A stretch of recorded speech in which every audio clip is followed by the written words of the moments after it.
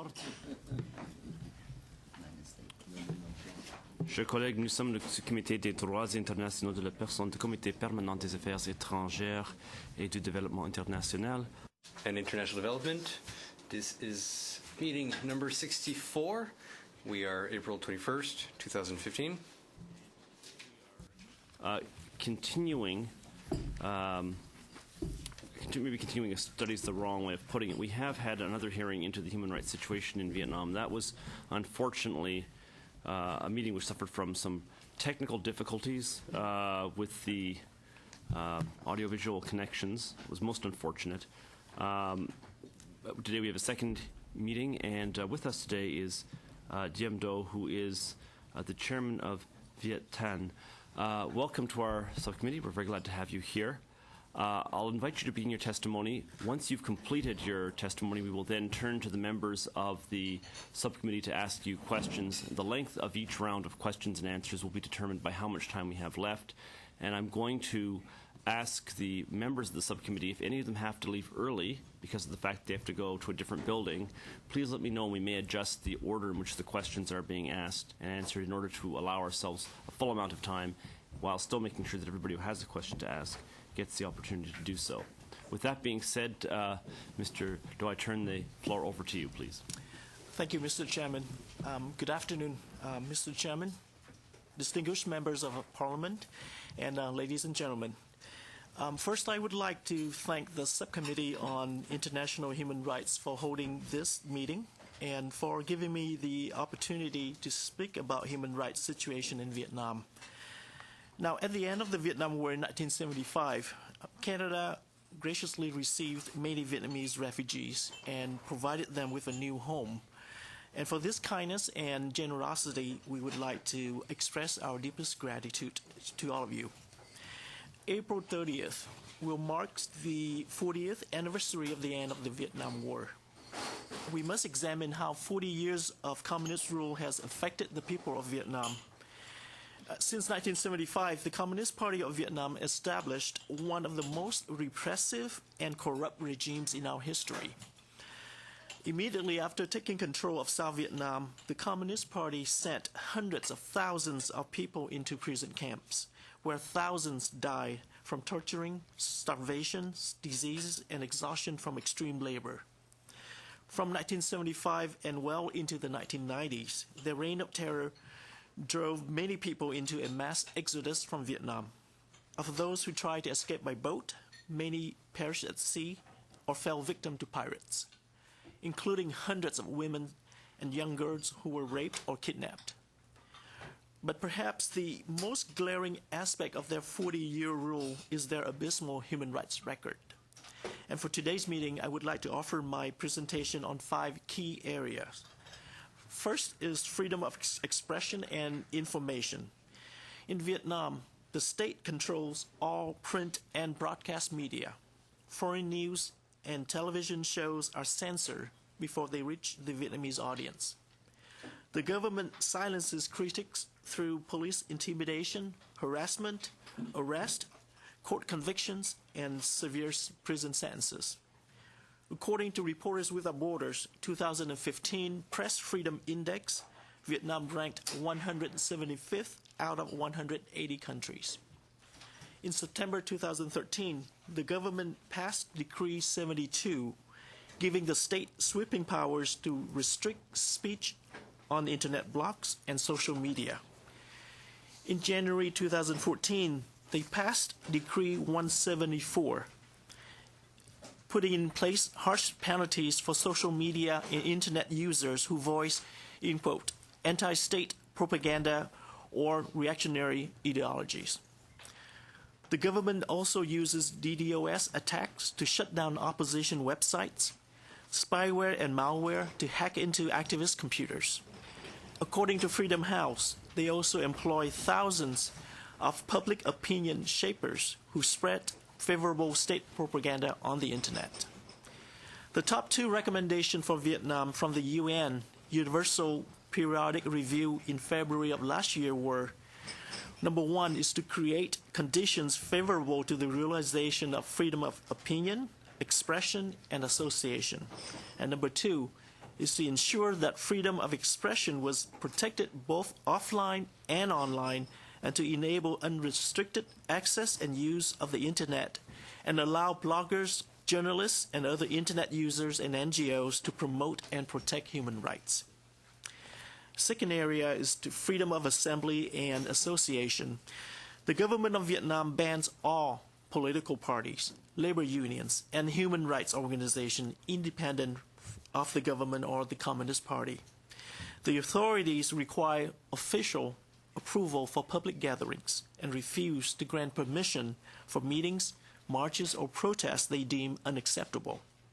In recent years, numerous protests broke out over land confiscation by corrupt officials, over poor labor conditions and inadequate labor policy, and over territorial disputes with China. Now, in response, state security forces regularly cracked down on people participating in these protests, and many activists were either detained or sentenced up to 7 years in prison. Third area is freedom of religion or belief. Although religious freedom is protected under the Vietnamese Constitution, however, there are many related decrees placing significant limitation on religious freedom. Most recently, Decree 92 was passed in January 2013, further extending government's control on religious groups. All religious groups in Vietnam are required to join a party-controlled organization called Vietnam Fatherland Front. Those who fail to do so are often arrested or harassed. Religious groups most often targeted by the government include the Cao Dai Church, the Hoa Ha Buddhist Church, independent Protestant house churches, the Catholic Redemptorist, and the Unified Buddhist Church of Vietnam. Vietnam's current situation can be best captured in the report of the UN Special Rapporteur on Freedom of Religion or Belief after his visit to Vietnam in July of last year. Mr. Heiner Bielefeld wrote in his summary that whereas religious life and religious diversity are a reality in Vietnam today, autonomy and activities of independent religious or belief communities, that is, unrecognized communities, remain restricted and unsafe, with the rights to freedom of religion or belief of such communities grossly violated in the face of constant surveillance, intimidation, harassment, and persecution. Area number 4 is political rights. Vietnam is a one-party state in which the Communist Party of Vietnam has a firm monopoly over political power. This monopoly is guaranteed in Article 4 of the recently amended 2013 Constitution, which states that the Communist Party of Vietnam is the sole force leading the state and society. As mentioned above, all opposition parties are banned and severely persecuted. Members of the Vietnam's National Assembly, which is their legislature, are elected in general elections. However, all candidates are vetted by the CPV, or the Communist Party's controlled Vietnam Fatherland Front. And this earned Vietnam a Freedom House 2015 political rights score of 7, with 1 being the best and 7 being the worst. And as a result, the party controls all branches of the government, and according to Freedom House, party membership is widely viewed as a means to business and societal connections, and corruption and nepotism among party members are a continuing problem. And in Transparency International 2014 Corruption Perception Index, Vietnam ranked 119th out of 175. And despite many challenges, human rights defenders, democracy activists, intellectuals, and even recently, increasingly, some former high-ranking communist officials have openly called for political reform and better respect for human rights. Still, the government responded with more arrest, harassment, and intimidation, a repression that many international organizations label as the worst over the last 20 years. Fifth and last area is the rule of law. Instead of the rule of law, the Vietnamese government has relied on the rule by law approach, applying sweeping national security provision to suppress basic rights. To curtail freedom of speech, activists are charged with vaguely worded articles in the Penal Code, such as Article 88, conducting propaganda against the state.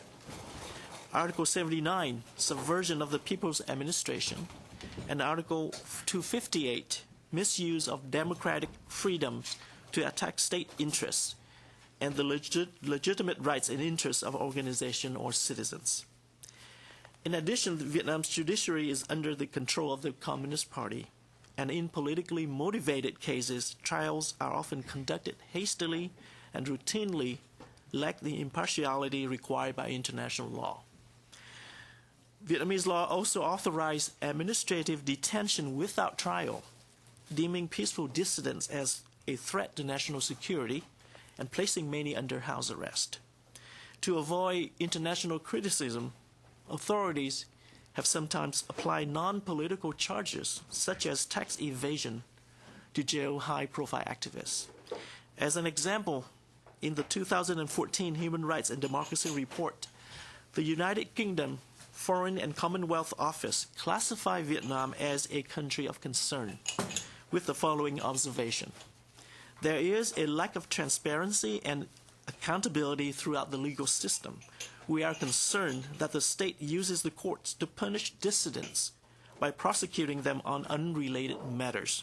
For example, in the case of Lê Quốc Quân, whose sentence to 30 months in prison for tax evasion was upheld in February 2014. The UK assessed that he was imprisoned for voicing his opinions on religion, corruption, and land reform, and that his trial was unfair. In conclusion, to protect human rights and ultimately to support democracy in Vietnam, I would like to make the following 4 recommendations. Number 1 is to call for political prisoners' releases.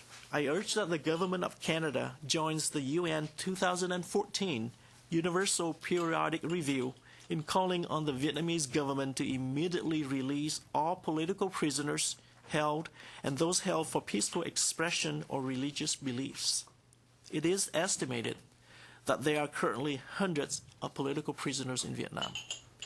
Second recommendation is to outreach to civil society.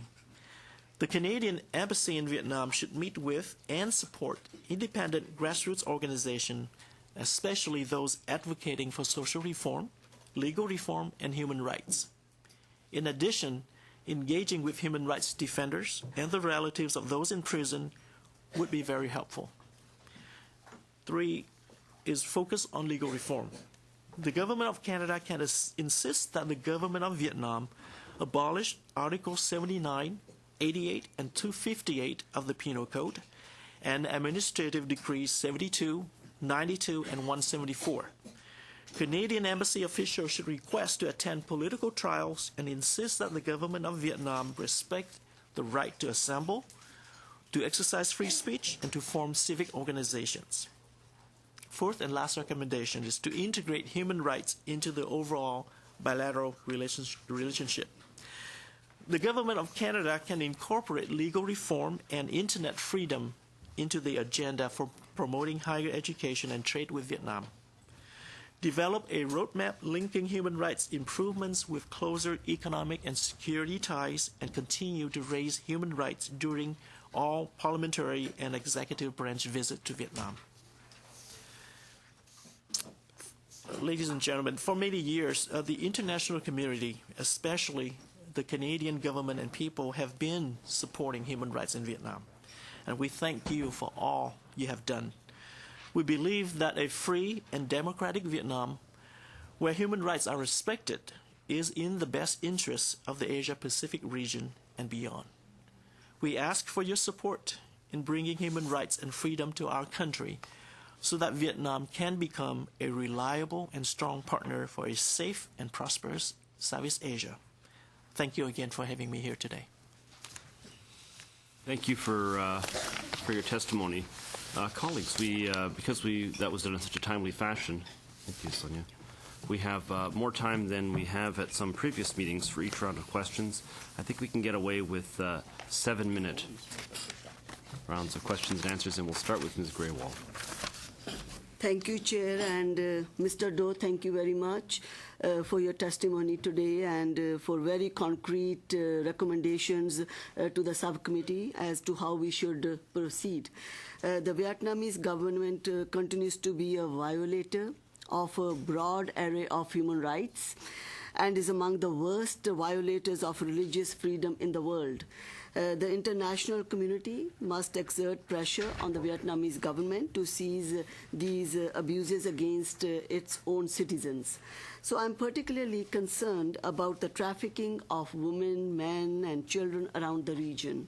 It is my understanding that women are sold as mail order brides or surrogate mothers, and men are often sold into indentured servitude, and the worst vulnerable citizens, children, are exploited for the purposes of sex, labor, and forced begging, or bonded labor.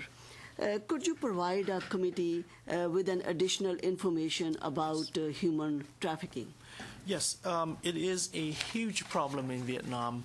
Part of the reason is because a lot of these trafficking rings actually either sponsor or under the protection of the police.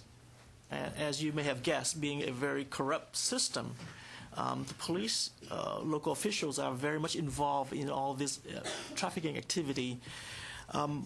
As far as I know, the number of women who have been trafficked throughout Southeast Asia are numbered into the hundreds of thousands. In Taiwan, China, Hong Kong area alone, we're talking about approximately anywhere between 70 to 85,000 women. I visited South Korea actually 2 years ago, and met with some of these women who were trafficked and rescued.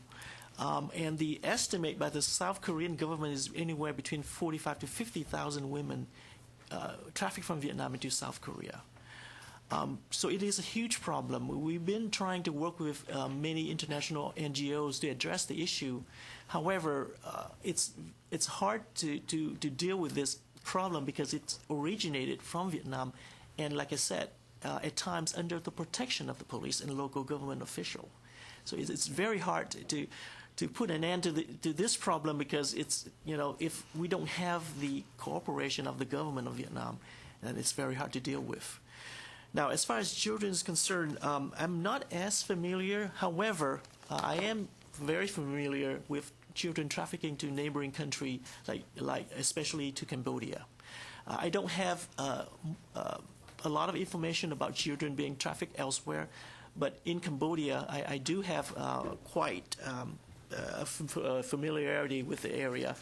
And it is approximately, it has been estimated that there are about 30 to 35,000 children from Vietnam currently residing in Cambodia and mostly being exploited as prostitutes. And I have actually met with a few of them. The youngest, 6 years old. The oldest, 14. Mostly girls, but a lot of boys too. It's heartbreaking. It's truly heartbreaking to see that firsthand. I have worked with a couple groups trying to get help to some of these kids. But then again, the problem originated in Vietnam. And if we cannot get any cooperation from the Vietnamese government, it's become very difficult.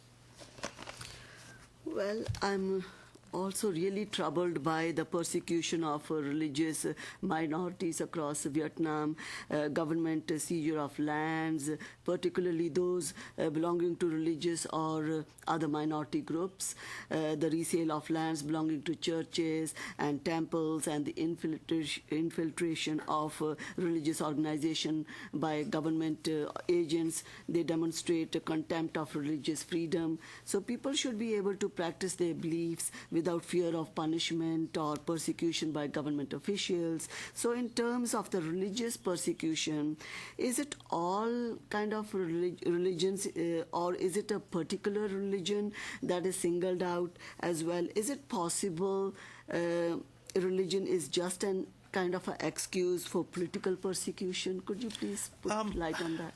Right. Well, first of all, I have to say the Vietnamese government, they do not discriminate when it comes to persecution. Mm-hmm. They don't. They persecute equally across the board, whether you are Buddhists, Catholics, Mennonite, Protestants, doesn't matter. They prosecute these groups simply because if these groups do not agree to their control or do not subject themselves to their control, then that's trouble for these groups. As I mentioned in my testimony, religious groups in Vietnam are required to join and be put under the control of the Vietnam Fatherland Front, which is basically a tool controlled by the Communist Party. And if these groups refuse to join, refuse to obey by their rule, then that's trouble, and they prosecute these groups because of that. Case in point, in fact, just last night, I spoke to a Mennonite pastor in Vietnam, and he shared with me that he was roughed up by so-called thugs, and when he filed a complaint with the police did absolutely nothing.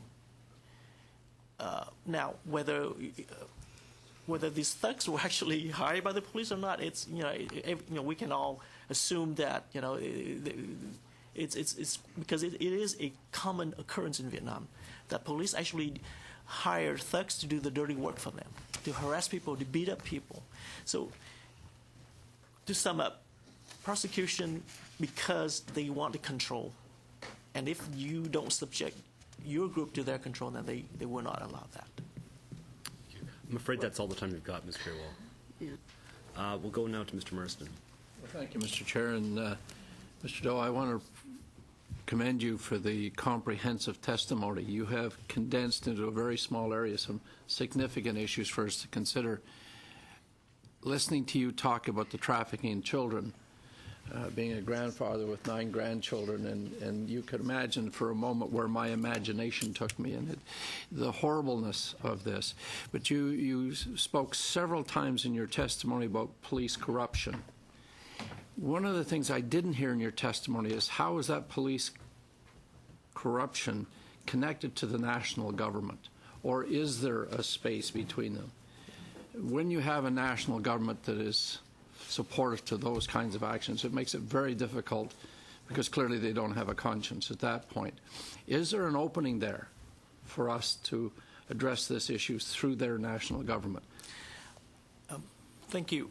Corruption is a national problem for our country. It is all the way to the top. It's not just a few bad apples in the security forces. It is a huge problem. It runs all the way to the top.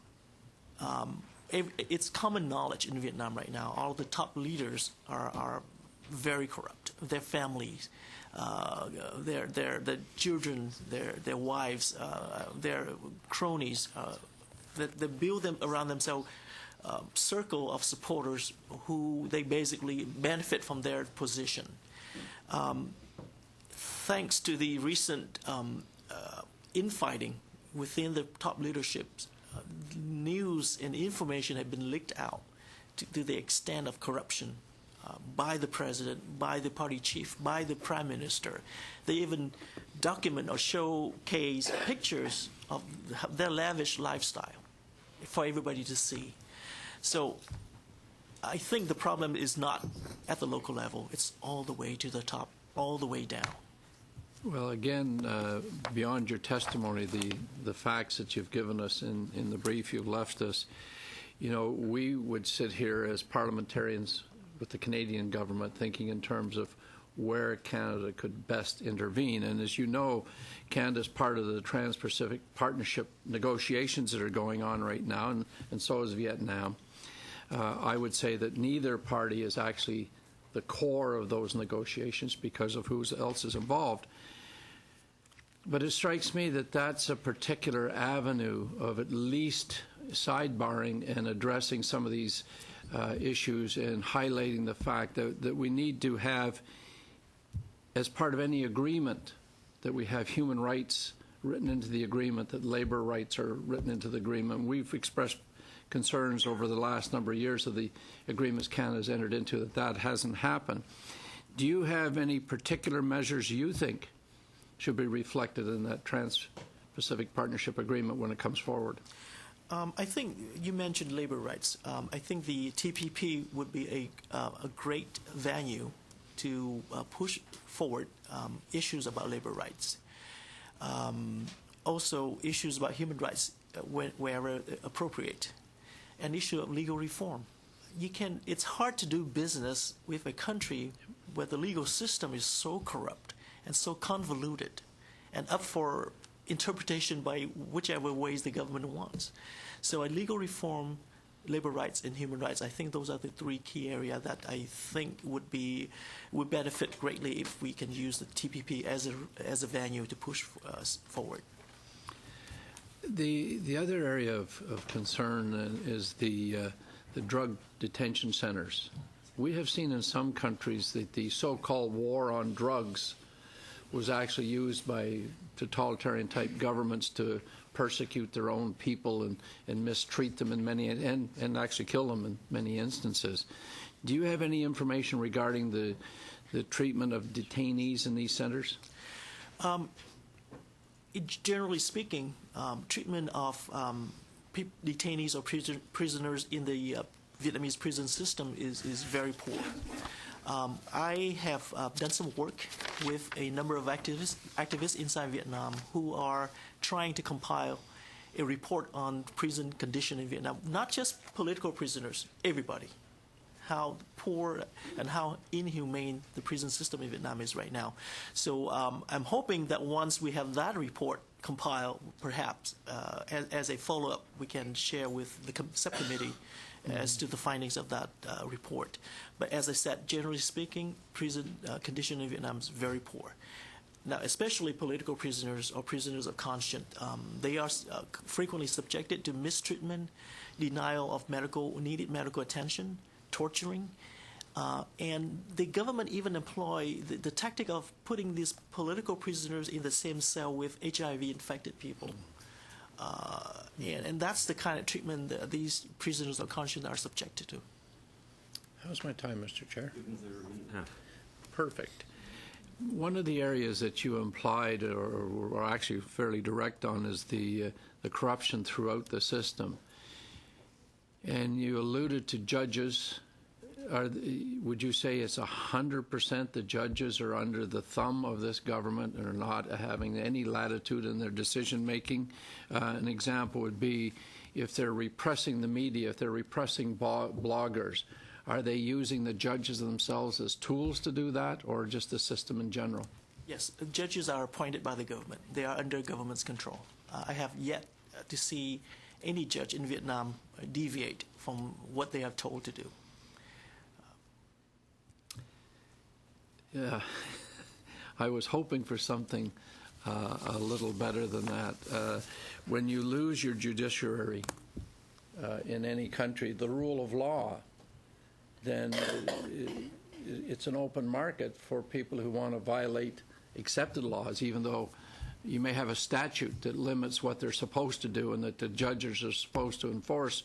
But as I believe you said in your testimony, they kind of look which way the wind is blowing and match up their rulings relative to that, which then sets jurisprudence in place that can be used for further abuses later on. If I may, just 30 seconds. Political trials in Vietnam, the sentences are already predetermined. The judge basically just read the sentence that was handed to them. They really don't make any ruling. They don't. Mm-hmm. And that's the reality. Thank you. Thank you, Mr. Chair. Thank you, Mr. Marsden. Is it Mr. Hillier? Yeah. Thank you. Thank you for coming today. Thank you. Is the Vietnam government, is it propped up by any other government like China? Or is it pretty much fully independent? The Vietnamese communists and the Chinese communists are in a love-hate relationship. The Vietnamese communists know that they need patronage from the Chinese Communist Party to stay alive. And at the same time, they also know that the Vietnamese people resent that greatly.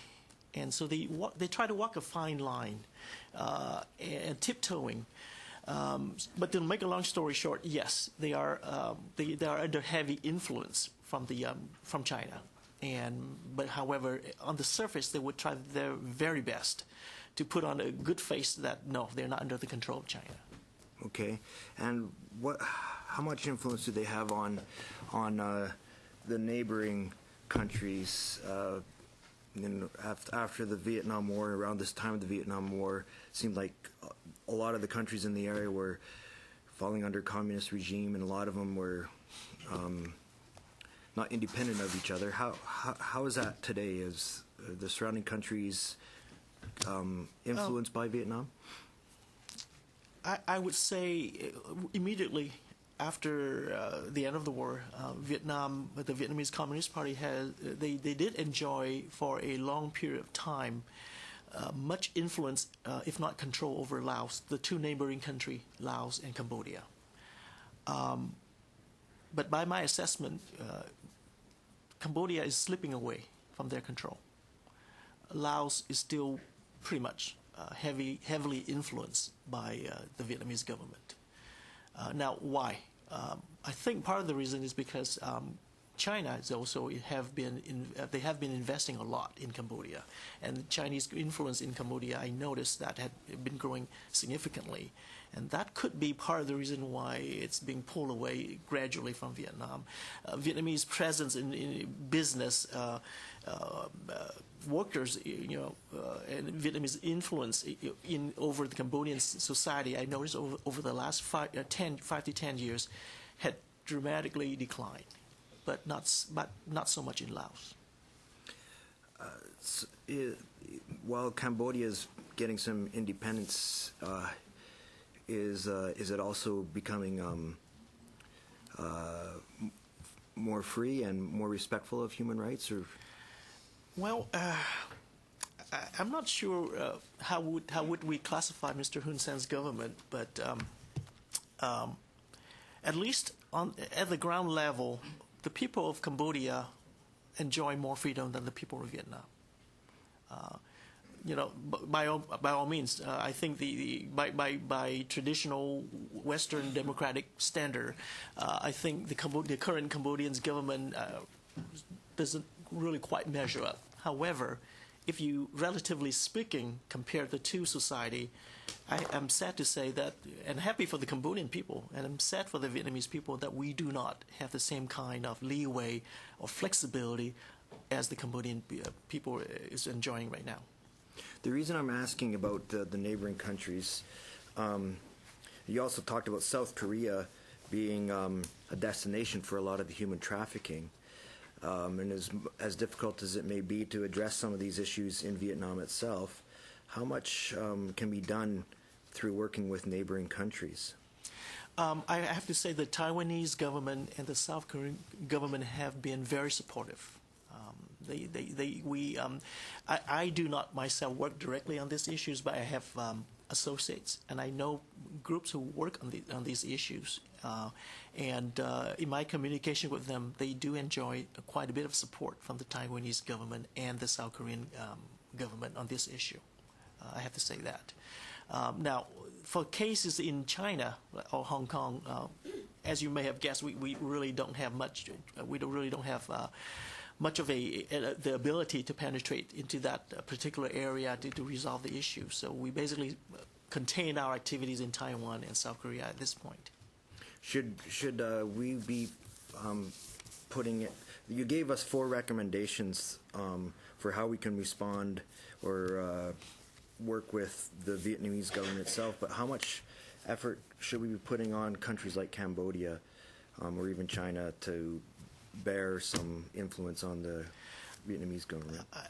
I think, for example, in Cambodia, the issue of children trafficking, I think will go a long way if the government of Canada will address the issue of children trafficking through Cambodia, whether it's from Vietnam or any countries, because by my experience, I have seen the problem there. Now, same thing goes for other countries. If we can lend a helping hand in dealing with this issue or assisting them in any way, I think that would probably be very much appreciated. But then again, as I said, the Taiwanese government and the South Korean government have been very supportive. They are aware of the problem, and they do sense that they want to help to deal with this. What about not just in regards to the trafficking, but in regards to diplomatic pressure on the government for human rights improvements in general? Is it better to just put all of our efforts into encouraging the Vietnamese government, or should we also get the other countries or surrounding countries on board with us? I think we hope. My viewpoint is that we probably should be focusing our attention more on the Vietnamese government. I was just here in Ottawa 6 months ago in November, and I had a chance to meet with a number of members of parliaments and discuss the prospect for change in Vietnam. I want to sidetrack just 1 minute. This is the first time in a long time where we actually see a real chance for change coming to Vietnam. So this is the window of opportunity that I see, that if we exert more human rights issue on the Vietnamese, human rights pressure on the Vietnamese government, I think we'll go a long way to bring about at least some changes and push the government further down the track of positive change. Why is the window now?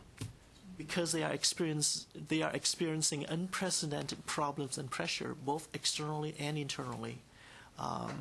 Compared to 20 years ago, 15 years ago, even 10 years ago, their control over the Vietnamese society is cracking. It's cracking. The fact that they unleashed one of the worst crackdown over the last 20 years is a sure sign that they are being cornered, and they have to react. They have to retaliate. And the encouraging thing is that despite being the worst crackdown over the last 20 years, the number of activists in Vietnam right now we have the more people ever compared to years ago being involved. More protests ever.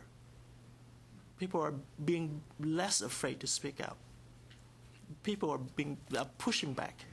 Just a couple of weeks ago, we have a massive labor strike and walkout in Vietnam. 90,000 workers walk off the job. First time ever.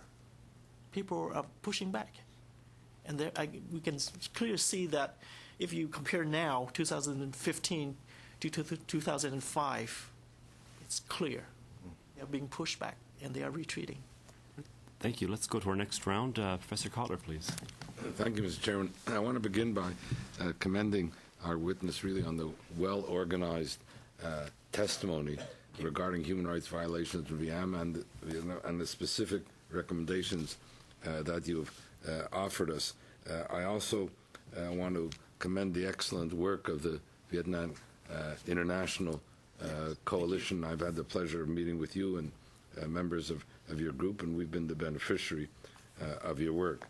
And I'll take this opportunity to express appreciation for the large number of members of the Vietnamese Canadian community who are here today and their supporters to see this kind of engagement in the parliamentary system is really very encouraging. Your testimony included express reference to what might be called the criminalization of fundamental freedoms in Vietnam, freedom of expression, assembly, association, religion, political advocacy, and like very much the fundamental freedoms in our Canadian Charter of Rights and Freedoms, I might add parenthetically. And there has been, I noticed, an increasing arrest and prosecution and imprisonment of lawyers who've been acting, let's say, on behalf of human rights defenders in recent years. My questions are, I'll put them all together and you can answer them either sequentially or together. Why is this happening? Or is it the case that lawyers are in fact being singled out for their human rights advocacy? Can international advocacy by parliamentarians or otherwise help in terms of the plight of these human rights lawyers, and if you have any suggestions in that regard? And given the fact that Vietnam is, as you've described it, a one-party state, and given the corruption of the legal system, can these lawyers have any effect within Vietnam, given the context? By my own experience, and as far as I know, for a country of 90 million people, we have a total of 5 practicing human rights lawyers. And these 5 are constantly harassed, intimidated by the government. And I'm afraid if this keeps on going, we soon will have probably 4, 3, 2, and who knows when we're going to have 0. And these 5 brave individuals, and I did have the opportunity to at least communicate with some of them in the past to see and understand how difficult life can be for them. So why? Because I think 10 years ago, or even 5 years ago, there's no such thing as human rights lawyers in Vietnam. But in recent years, we begin to see people who are willing to take on these cases because, again, we can see that over the last 10 years, the control of the Vietnamese government over society is cracking. And as more and more people are challenging the government, as more and more people being brought to trials, there's a need for some lawyers to speak out to defend these people. And because of that need, we begin to see people come out and take on these cases. Now, a few years back, we had more than 5, but now we dropped down to 5. And the government know that, one of the way to discourage people to take these cases to court, one of the ways to silence people is to put pressure on these human rights lawyers so that they will not take on these cases anymore. And these people will go to trials with no legal representation, none whatsoever. Are there specific ways in which we might be able Yes. to support those human rights Yes. lawyers and thereby protect them, if you will, against the oppression of the Communist Party in the There are a system? number of ways. For those human rights lawyers who have their license stripped from them, and there are about 3 or 4 that I can name, we can put pressure. They have their license to practice be put back in effect. We can push the Vietnamese government on legal reform, legal proceedings. Lawyers sometimes are given a day notice of the trial, sometimes half a day notice. You cannot prepare for a trial if you are given only a day or half a day. We can push them for legal reform in the sense that lawyers should be granted access to their clients while their clients are being detained. It's very common in Vietnam that these lawyers are denied access to their clients. So legal reform is the second way. First one is to make sure that these people get the protection that they need, and those who get their license taken away be reinstituted. Legal reforms for changes is the second approach. What about the judiciary? Is there any semblance of any independent judiciary in Vietnam? I'm sad to say that I have yet to see any glimmers of hope. The judiciary system is completely under the control of the Communist Party. All judges are appointed, and they are governed. They are under the direction of the government. And as I mentioned, in the overwhelming majority of political cases, all of the sentences were already predetermined. The judge was just there to keep order in the court, basically. It's not uncommon to see political trials. While the witness was standing there and trying to plead their case, the judge would be pouring tea, chit-chatting and drinking tea, as if they don't care, they don't listen. It's captured on video. You can go on YouTube, you can see for yourself some of these political trials. Judges just chit-chatting. They don't even pay attention. So I have yet to see any glimmer of hopes yet. One last quick question. Has your organization met with or made any representations, for example, to the International Bar Association, which could be a kind of advocacy group on behalf of the human rights lawyers in Vietnam? Yes, we are trying to work with, we are currently working with International Bar Association. We work with Legal Defense. We work with Lawyers Without Borders. We work with those groups. We try to have these human rights lawyers, the very few, precious few, be brought out for legal training so that they can hone up their skills. So those are the kind of things we have been trying to do, and we still continue doing it. Thank you. Thank you. Thank you, Professor Kotler. Going back to the government side, are we going to Mr. Sweet now? Thank you very much, Yes. Mr. Chair. And I just wanted to mention 3 quick things. One, we have quite a high-profile gentleman named Tom Campbell, who was one of the those who came over from Vietnam in a boat years ago, and has written a book and is making very public the plight of Vietnamese today.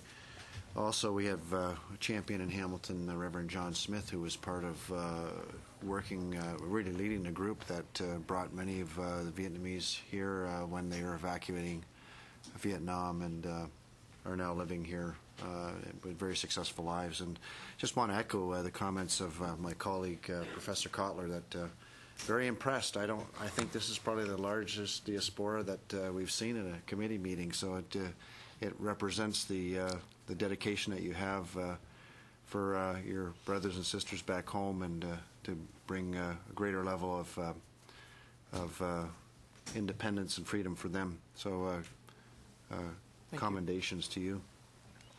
You had mentioned to my colleague about the patronage that the government wants to get from China, but you're also talking about the corruption that's endemic in this Communist Party. Do you sense, along with the other movement that you're talking about, some kind of crackdown from the Chinese? They're going through their own purge in Beijing from the fact that they understand how difficult it is to try and retain power if the people see that there's open corruption. You sense any positive movement in that regard? Well, the Vietnamese government have tried numerous times over the last 10, 15 years. They launched one campaign, anti-corruption campaign after another. But pretty quickly, people realize that these are just gimmick, because one campaign after another has not produced any concrete results, and the problems keep getting worse and worse and worse. So again, there's no positive development yet. The government's still talking about anti-corruption, and believe me, they will have one more campaign. I'm not surprised, but whether it's going to get anything done or not is different. No, in their case, it's just window dressing, but exactly. No serious movement on any of the players that have been been fomenting the corruption. Okay. The last number that I've been able to see is around 200 political prisoners behind bars in Vietnam. Do you have an exact number, and is your group documenting? Are you able to document the names of the individuals who are in prison? Yes, we can supplement the subcommittee with the list of prisoners that we have. You're right. Most international organizations put the numbers around 200. I believe Human Rights Watch and Freedom House both put the numbers in Vietnam about 200. The problem is the real number is going to be higher, because, as I mentioned, administrative detention, a lot of people are being held without trials, with no formal court conviction, and yet they are being held. So the real number is going to be higher, but we'll do our best to supplement the subcommittee with the list that we have. And any access, NGOs, the Red Cross, Amnesty International, any access to these prisoners at all to bring out reports about how they are? It's really hit or miss. Human Rights Watch tried to access some of these people. Amnesty International. As recently as when? Probably like maybe a year ago. Okay. I believe the last time there was some effort to access these people was like a year ago. Now, embassy in Hanoi tried to do so as well. The German embassy, the American embassy, the Swedish had tried very hard to access these people over the years as well.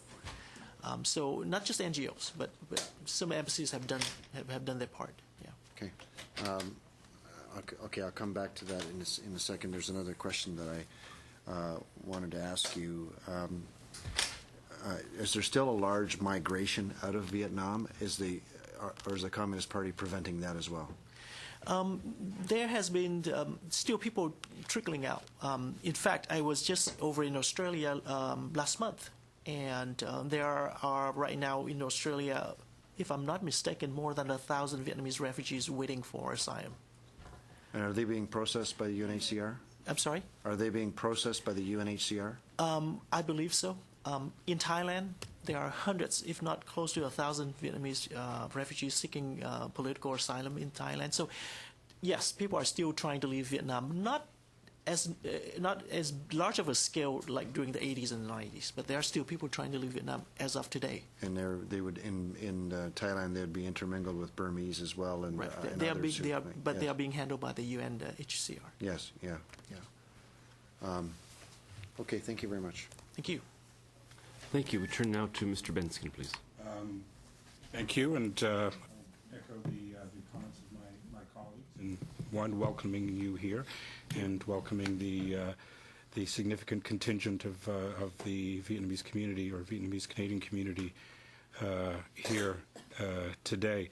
I'm going to follow up a bit on what my colleague, Mr. Sweet, had touched on, the NGOs. Yes. In previous testimony, we heard that, or correct me if I'm wrong, I understand that the NGOs that have managed to sort of exist in Vietnam were NGOs that were created by the government to sort of show that they're allowing accessibility on the ground. Is this correct? First off? I think one of the positive trend in Vietnam right now is the development of a nascent civil society, and we begin to see in recent years more and more grassroots organization start to spring up and operate inside Vietnam, and also NGO from the outside coming in, established operation inside Vietnam. So that's a positive trend. However, the overwhelming majority of these groups are still working on issues that's non-threatening to the government. If you work on the environment, poverty reduction, literacy, HIV prevention, great. They are welcome to operate. But if they touch on issues like religious freedom, they touch on issues of sensitive issues, then that's where trouble begins. Okay, and so the accessibility, first off, of outside NGOs in terms of any organizations that is looking to help generate political action, grassroots political action in terms of political reform, these types of agencies, they don't have access, or are they beginning to have access, or is the government too repressive that they cannot even get off the ground?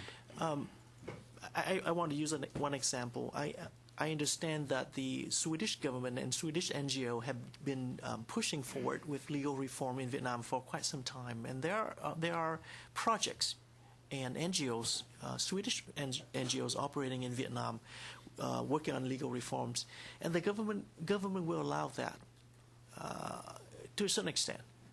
They can push, but if there's a limit, if you cross that limit, then that's trouble.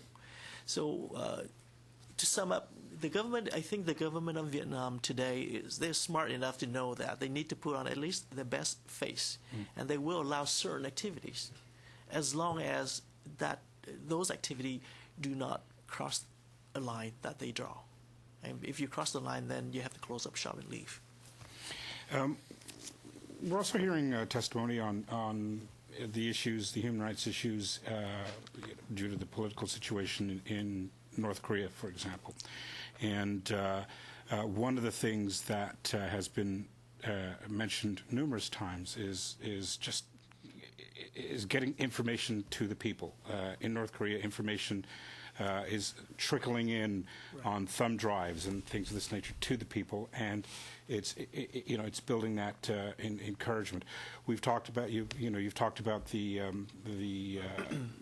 sort of the trade end of discussions in terms of attaching human rights issues to trade agreements, which we agree with 100%. How would we get how do we get sort of alternative information to the people? You mentioned that the government has clamped down on bloggers and internet access, that type of thing. How would we get information to the people for them to be able to use the internet? In fact, part of the reason why the situation in Vietnam has been changing over the last 10 years is because of the proliferation of internet use in Vietnam. Right now in Vietnam, there are out of 90 million people, there are about 40 million internet users, people who have access to the internet. 25 million people having a Facebook account. That's a very high number for a country like Vietnam. And the government have been trying, and still trying to exert control over the internet. Back in 2009, they actually shut down Facebook for a few months. But then when the young people protested so much, they had to bring it back up again. So the internet is still a powerful tool for us to get information into Vietnam. Of course, they put up firewall. They try to, put different kind of blocks. But if there's a block, people will find a way to circumvent. And people have been circumventing. And because of the internet, information has been getting out there. People have access to information through non-traditional channels. In my testimony, I did make a recommendation about pushing forward to guarantee internet freedom in Vietnam, to support internet freedom in Vietnam, to pressure the government to respect the internet freedom in Vietnam. I think would go a long way in helping getting information out. And I've got another minute. okay, in terms of the diaspora here, and as we've mentioned, the diaspora is represented quite strongly here. The kind of work that they are able to do in order to help bring about change and reform in Vietnam, how can that be supported? And I guess sort of an A question to that would be, or additional question to that would be, is there any threat to family members with people from the diaspora working actively to make reform in Vietnam? Yes. People who are active over here would very quite often find themselves being denied visa to enter Vietnam.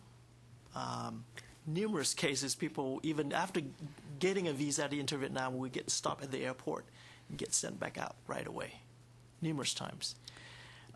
I can cite you numerous cases of people who are active out here going back for a family visit, or whether their mother or father passed away, going back for a funeral, get picked up by the police, questioned, held for a few days, get deported. Very common. So Vietnamese Canadian or Vietnamese American or Vietnamese German, we all experience that. If you are vocal, you are active, you will experience that kind of treatment from the Vietnamese government. And in many cases, their family in Vietnam also gets into trouble, questioned, harassed by the police. So it's very common. Thank you. A lot of information. Thank you very much for a very succinct but fulsome presentation, and I'm good. Thank you, Mr. Benskin. Thank you. Ms. Graywall signaled to me that she had an additional question. Is it acceptable to the committee for her to place that question?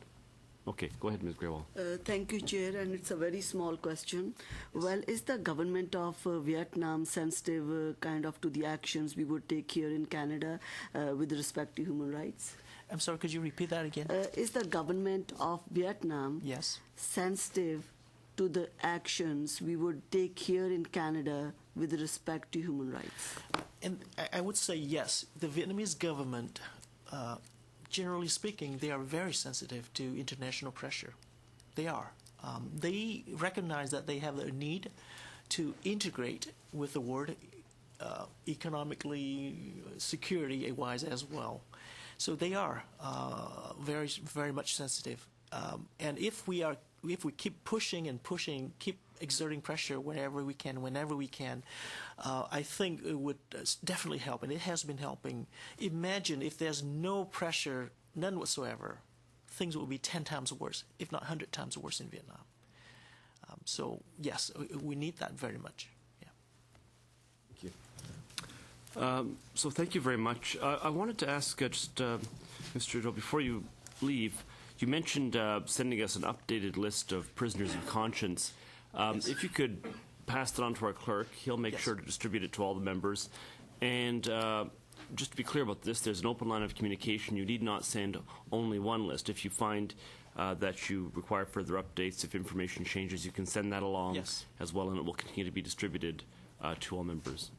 Yes. Thank you very much for coming today. Thank you for bringing such a large representation from the diaspora community. We're very grateful that you could bring this important matter to the subcommittee's attention today. Thank you for having me here today. Thank you very much. Thank you. Colleagues, we are dismissed.